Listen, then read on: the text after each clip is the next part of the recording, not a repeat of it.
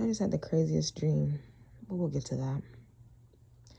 In Jungian psychology, the ego is often described as a small island of consciousness that floats in a sea of unconsciousness. However, in folklore, the ego is portrayed as a creature of appetite, often symbolized by a not very bright human or animal surrounded by forces very mystifying to it, and over which it attempts to gain control. Sometimes the ego is able to gain control in a most brutish and destructive manner, but in the end, through the heron's or hero's progress, it most often loses its bid to reign. In the beginning of one's life, the ego is curious about the soul world, but more often it is concerned with fulfilling its own hungers. The ego is initially born into us as potential and is shaped, developed, and filled with ideas, values, and duties by the world around us, our parents, our teachers, our culture. And this is as it should be, for it becomes our escort, our armor, and our scout in the outer world. However, in the wildish nature, it is not allowed to emanate upward through the ego, giving it color, juice, and instinctive responsiveness. And although the culture may approve of what has been fashioned in this ego, the soul does not, cannot, and will not approve such incompleteness of its work. For me to wake up to this, and then I looked at my little holy Bible, and the book of Psalms came out, which is crazy. You know, the little daily scriptures. Hold on, I'm looking through my phone. The book of Psalms. Can't see this, but okay. He that dwelleth in the secret place of the Most High shall abide under the shadow of the Almighty. I will say of the Lord, he is my refuge and my fortress, and God, in him I will trust. This video is in response to the comment that an anonymous hater wrote in regards to my video that I said about the ancestor messages. I posted ancestor messages and I lost 26 and counting subscribers. And the comment said, or maybe, quote, or maybe you lost these followers such and such because of your arrogance or them being turned off by your arrogance. And so this is my response to you and to everyone else who feels a certain type of way and is too scared to say something. They want to act out in passive-aggressive manners.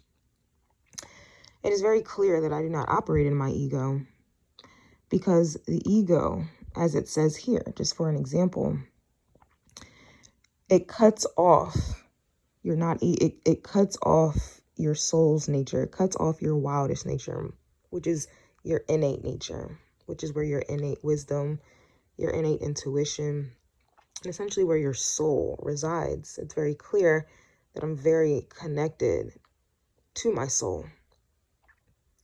It's very clear that I am acting out in my Lilith and Aries, my innate Lilith and Aries.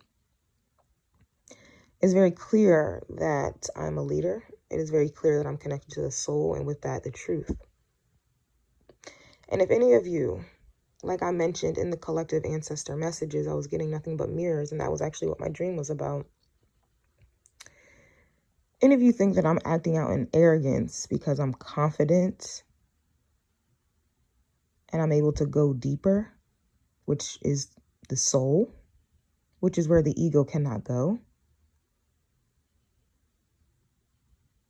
And because I know and I have know-how, which you lack due to your ego, you're projecting. If you think me knowing and reading and digging deeper into matters that deal nothing with the soul, those shadows, which is my fortress, the truth, it's only a mirror. It's only reflection back to you, your arrogance. And I find it funny how you guys can listen. Y'all walk around arrogant. You think arrogantly. You're egotistical.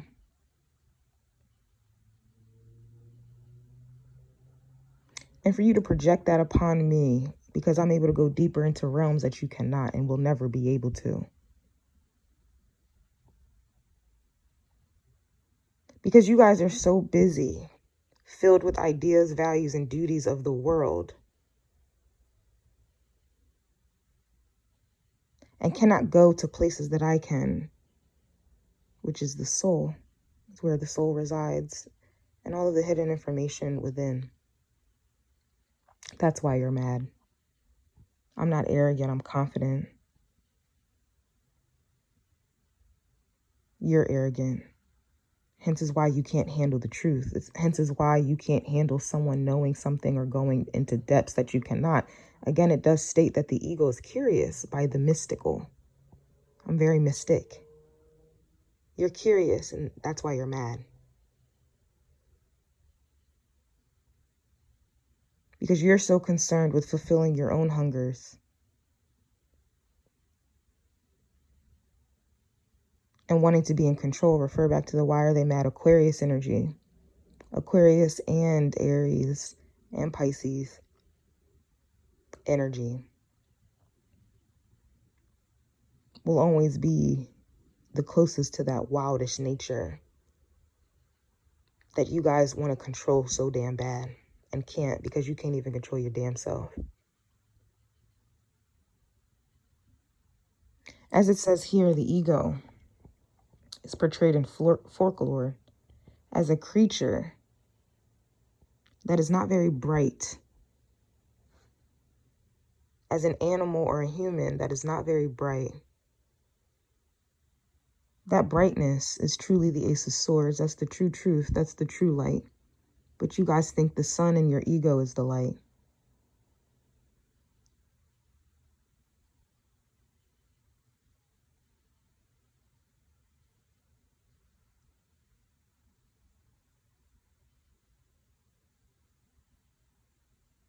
I had a dream of these two people for some reason, and the man, again, the two people, this is representative of the 7th house, Libra energy, your relationships.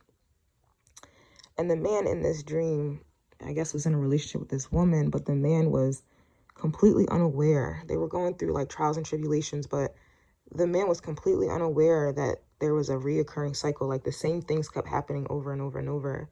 And the man was so oblivious and didn't believe the woman who kept saying, we've been here before. Or the woman kept saying, like, how are you not seeing this? Like, something's wrong. How are you not seeing this? How are you not seeing this? And he wasn't seeing it. And it's like the same things kept going, like repeating over and over and over. And basically throughout the dream, she was fighting. Like the number 9 is was emphasized there. But it's like she kept, every time something was repeating itself, she was the only one trying to fight it. And she was the only one kind of like getting out of the matrix in a way. And as she kept telling him each time that things were repeating all over again, he was so oblivious and wouldn't believe her. It wasn't until the end of the dream that I'd like force myself awake. But at the end of the dream, she finally like agreed. Like she finally accepted her intuition. She finally accepted that things were repeating itself. And so she was able to contact who was in charge of this repeated behavior. It was like some matrix type of shit. And she started snapping the necks of each person. And each person that she snapped the neck, like there was another person that would come up that was in control of the things being repeated. And they were just like, every time you kill one, there's going to be another. There's going to be another. There's going to be another.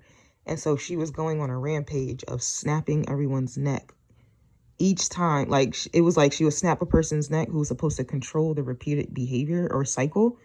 And then another one would appear trying to attack her. And she would snap that person's neck. And then she would snap that person's neck. Every time another person, it was like a replica of the same type of energy, same type of person who was in control of repeated cycles and repeat that it was like a game type of vibe. And she was just going on a rampage of snapping these people's necks. And it reminds me of the Why Are They Mad for Taurus's reading. And it reminded me of the Why Are They Mad for Scorpio's reading. And it's funny because I was laying on my neck. I was laying on my stomach. And obviously when you lay on your stomach, your neck is forced in one direction or the other. And I'm not supposed to sleep. No one's supposed to sleep that way, right? So it's just interesting. My neck was turned. And I could have, if I slept any longer, I'm pretty sure I would have woke up with like, you know, like a kink in my neck. The ego, most of you with your ego having ass will have dreams and you overlook them. You don't look into them. You don't dig into them. Can't even decipher them. You don't even know what they mean. You can't do what I just did.